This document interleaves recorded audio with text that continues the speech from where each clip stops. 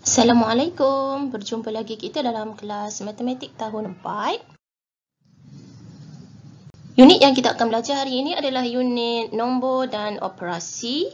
Tajuknya adalah nilai nombor. Di akhir pembelajaran, cikgu harap murid dapat menyusun nombor mengikut tertib menaik dan juga tertib menurun. Baiklah, susunan nombor terdapat dua jenis, iaitu yang pertama adalah tertib menaik dan yang kedua adalah tertib menurun. Yang pertama kita akan pergi kepada tertib menaik. Di sini cikgu bagi contoh ada dua susunan nombor tertib menaik. Ini adalah contoh susunan yang pertama dan ini adalah contoh susunan yang kedua. Okey, susunan nombor yang pertama ni nombornya adalah lebih kecil, manakala susunan nombor yang kedua ni nombornya adalah lebih besar. Okey, jadi cikgu pergi kepada contoh tertib menaik untuk susunan yang pertama.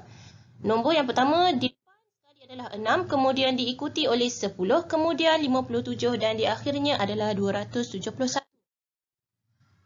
Kenapa susunan ini dinamakan sebagai susunan tertib menaik? Okey, susunan tertib menaik, macam mana kita nak kenal dia? Nombor di hadapan adalah lebih kecil ataupun paling kecil ataupun paling sedikit, manakala nombor di belakangnya adalah paling banyak ataupun paling besar.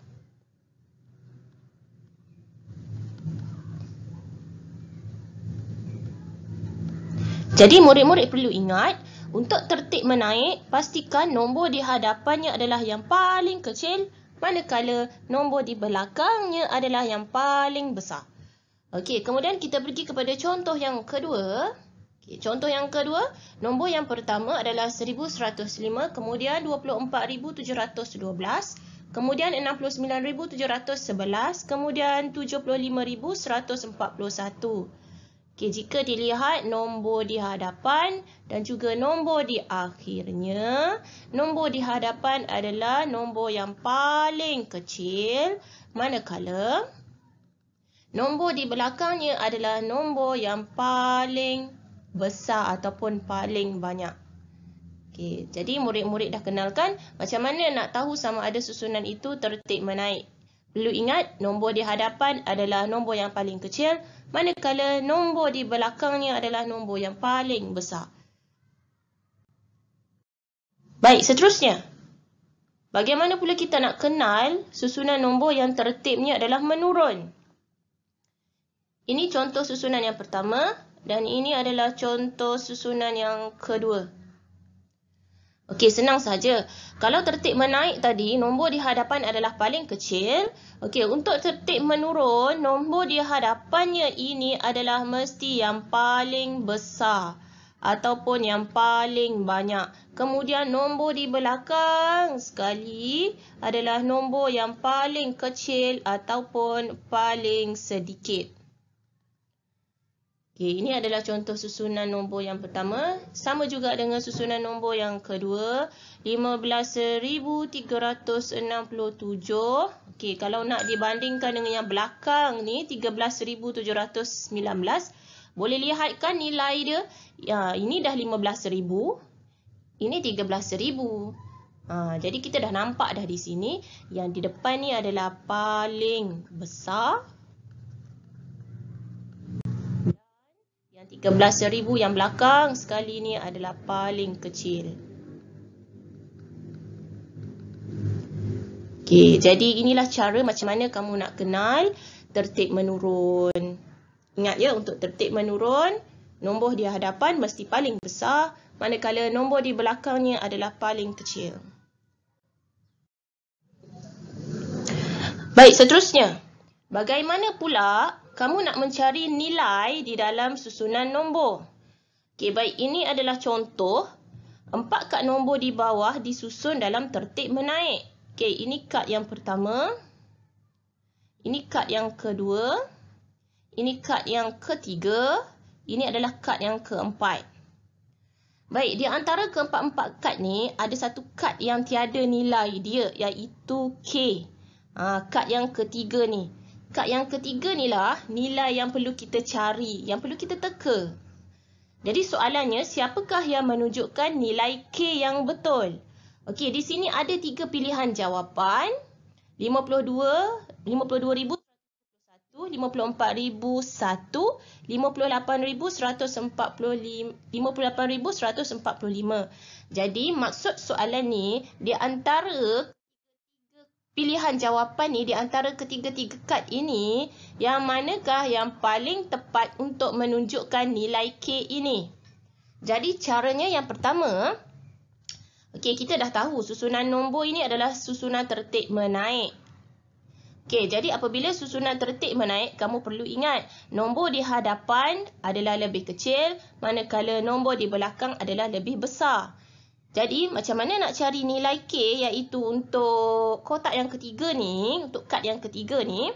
Okey, lihat nombor di sebelah kiri, iaitu 52,173. Okey, ini adalah nilai di sebelah kiri. Jadi macam mana kemudian di sebelah sini baru K. Jadi macam mana kamu nak cari nilai K ni? Kamu mesti cari nombor yang mana K ini adalah mesti lebih besar daripada 52,173. Kerana ini adalah susunan tertib menaik. Ingat, kalau tertib menaik, okey, nombor di sebelah kiri mesti kecil, nombor di sebelah kanannya adalah mesti besar.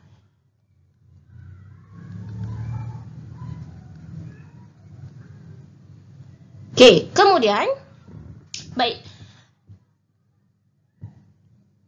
Kalau dilihat, K ni adalah nilai yang lebih besar. Okey, jadi kamu perlu cari di antara ketiga-tiga murid ni, okey, siapa yang memegang kad yang mana nombornya lebih besar daripada 52,173.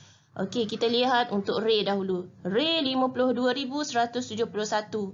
52,171 lebih kecil daripada 52,173. Jadi Ray ni bukan nilai K. Okey, kemudian kita lihat pula untuk Kim. Okey, Kim memegang kad 54,001. Okey, 54,001 ni lebih besar daripada 52,173. Okey, ini dah betul. Okey, kemudian Rina. Rina 58,145 pun lebih besar daripada 52,173. Jadi Rina pun berkemungkinan adalah nilai K. Tetapi kita perlu semak sekali lagi. Kenapa kita perlu semak sekali lagi? Kerana selepas nilai K ni ada satu lagi nilai nombor di sebelah kanan K pula, iaitu 59,000. Okey, jadi maksudnya di sini pastikan K ini tidak melebihi daripada 59,000. Maksudnya K ini mesti lebih kecil daripada 59,000. Jadi kita semak semula Kim punya kad ni, Kim punya nombor 54,001. Adakah 54,001 ni lebih kecil daripada 59,000? Okey, ya. Jadi Kim ni memang adalah untuk Kim ni, nombor Kim ni adalah sesuai untuk K. Okey, kemudian kita semak pula untuk Rina.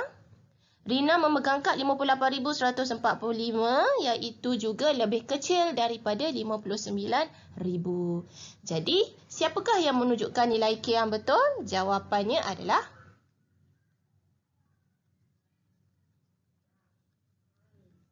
Kim dan juga Rina. Kim dan Rina.